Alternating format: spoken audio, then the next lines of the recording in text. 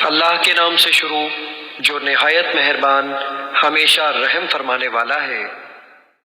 فرما دیجئے پاک اور ناپاک دونوں برابر نہیں ہو سکتے۔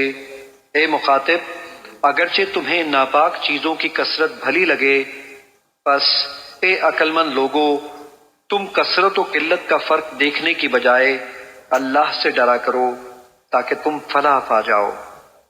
اے ایمان والو، تم ایسی چیزوں کی نسبت سوال مت کیا کرو جن پر قرآن خاموش ہو، کہ اگر وہ تمہارے لیے ظاہر کر دی جائیں تو تمہیں مشقت پہ ڈال دیں اور تمہیں بری لگیں، اور اگر تم ان کے بارے میں اس وقت سوال کرو گے جب قرآن نازل کیا جا رہا ہے تو وہ تم پر نزول حکم کے ذریعے ظاہر یعنی متعین کر دی جائیں گی، جس سے تمہاری ثوابدید ختم ہو جائے گی اور تم ایک ہی حکم کے پابند ہو جاؤ گے۔ اللہ نے ان باتوں اور سوالوں سے اب تک درگزر فرمایا ہے، اور اللہ بڑا بخشنے والا بردبار ہے۔ بے شک تم سے پہلے ایک قوم نے ایسی ہی باتیں پوچھی تھیں، جب وہ بیان کر دی گئیں پھر وہ ان کے منکر ہو گئے۔